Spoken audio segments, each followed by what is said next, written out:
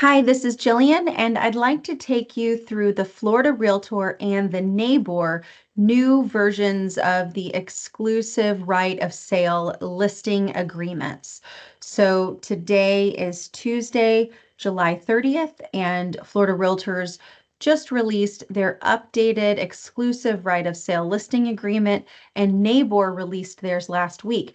Let's take a look at just the compensation and concession areas for each of those contracts. Again, you can find these in zip forms, Form Simplicity, app files, dot loop, SkySlope, whatever form solution you use, but please make sure that you get the updated versions and you don't just use old versions because those would not be in compliance with the terms of the new settlement and practice changes. So let's get into it. The Florida Realtor exclusive right of sale listing agreement transaction broker. This is the form that we want to use. Ensure that it is transaction broker, ERS-20 TB, TB for transaction broker. So let's talk about concession and comp fields in this. We don't talk about concessions until line 37. And in here, it's under the seller's obligations and what the pricing is. So line 37 calls it a seller expense. So this is the only mention of seller concessions in the listing agreement, and it is only offered as a flat fee amount. So it also includes other costs the seller may incur and that they're willing to pay for. So I've highlighted seller will pay mortgage discount or other closing cost or concessions not to exceed a flat dollar amount and any other expenses the seller agrees to pay in connection with a transaction.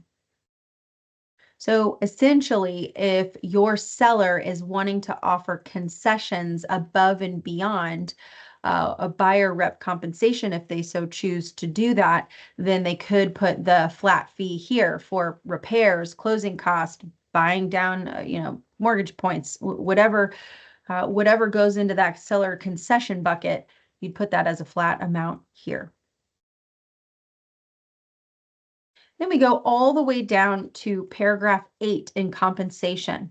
So let's read it. Seller will compensate broker as specified below if a buyer is procured who is ready, willing, and able to purchase the property or any interest in the property on the terms of this agreement or on any other terms acceptable to seller. Seller will pay broker, in this case, listing broker, as follows. You have A, B, C. We are only going to focus on A right now. A, they could pay the listing broker a percentage of the total purchase price plus a flat amount or just a flat amount, no later than the date of closing specified in the sales contract. However, closing is not a prerequisite for broker's fee being earned.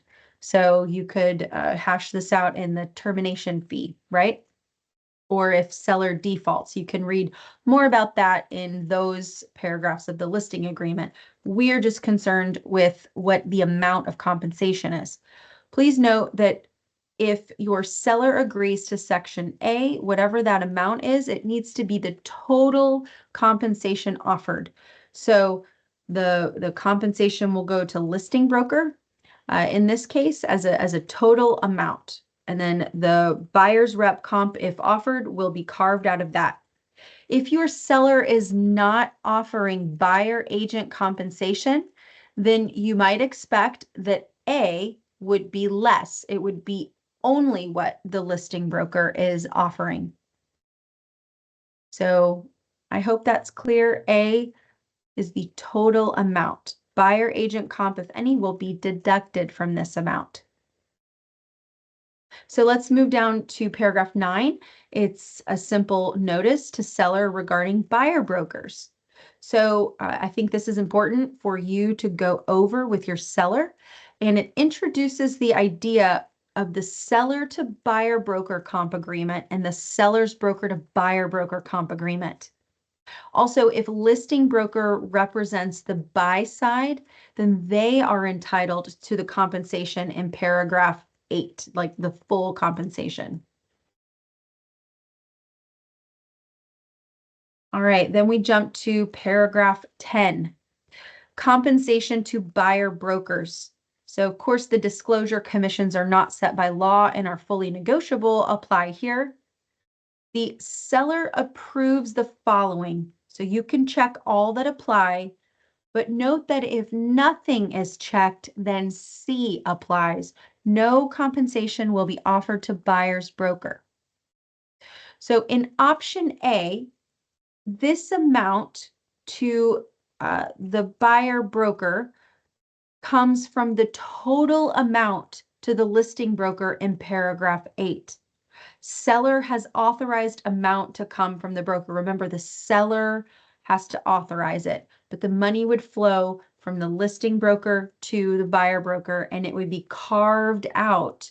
It would be shared. It would be a portion of that total amount from paragraph 8, option A. Now let's talk about option B.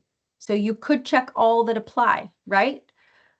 This amount is in addition to the amount to listing broker in paragraph 8.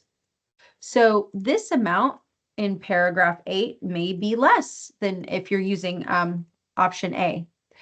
It also provides for the seller to buyer broker agreement that should be executed if option B is in force.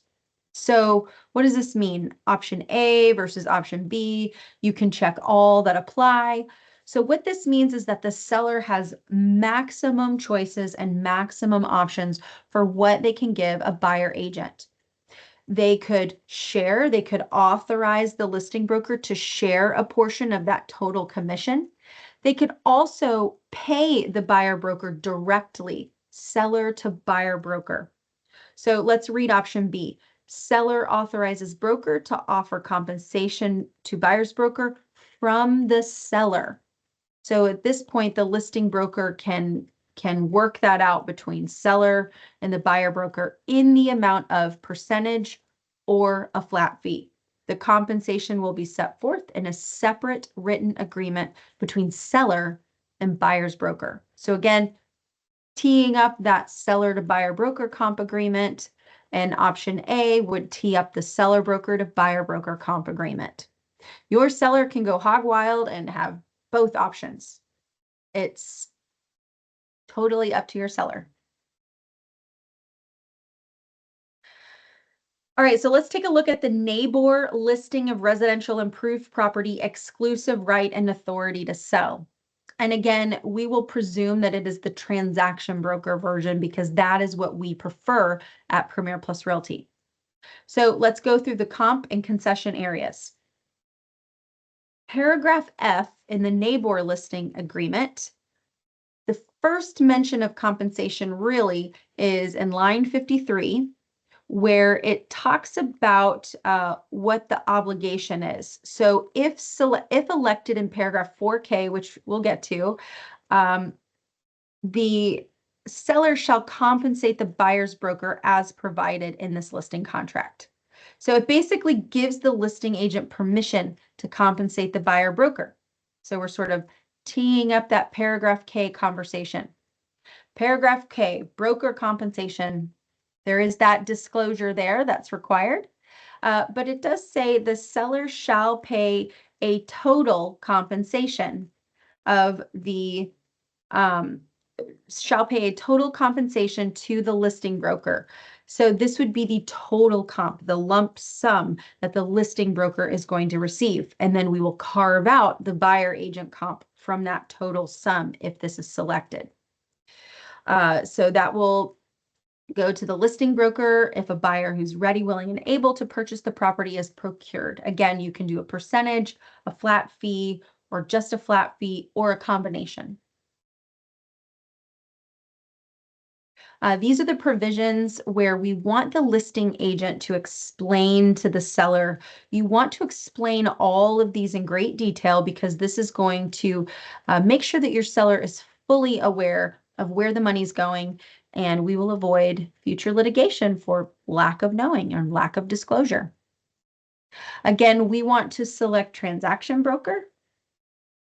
And then lines 143 to 144 indicate that a portion of total compensation that that listing broker is receiving that will be given to the buyer's broker. So, if you go to line 138 in section D, seller elects the following.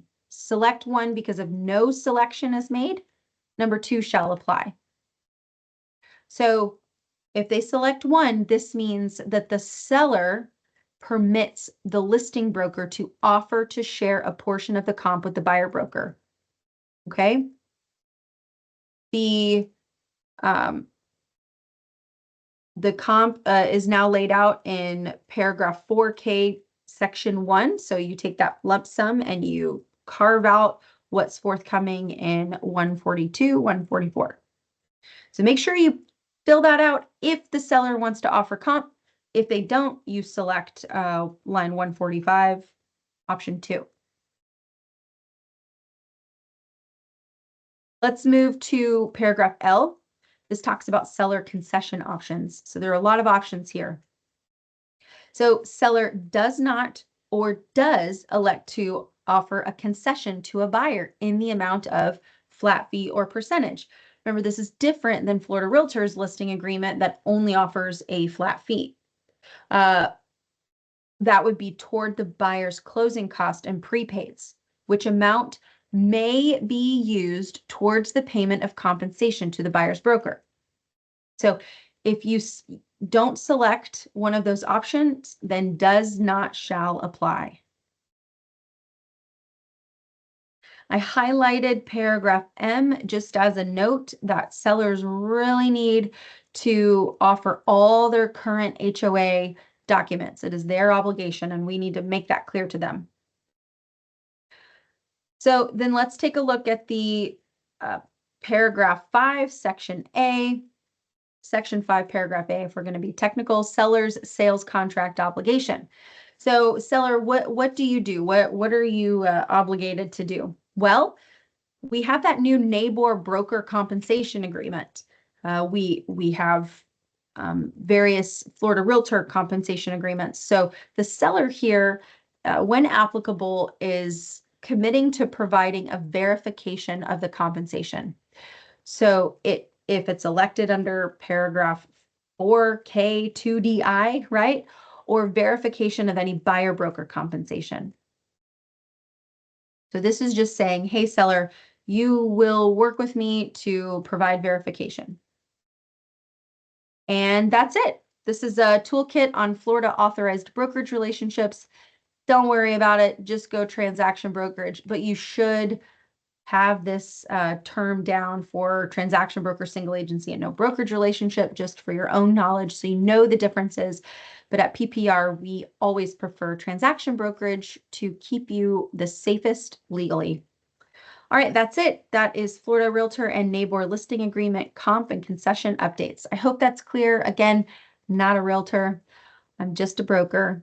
And if you have any legal questions, call your favorite legal real estate attorney, call the free Florida Legal Hotline, or call Brandon, our in-house general counsel for title plus closing and escrow. He's great, and I hope to see you soon.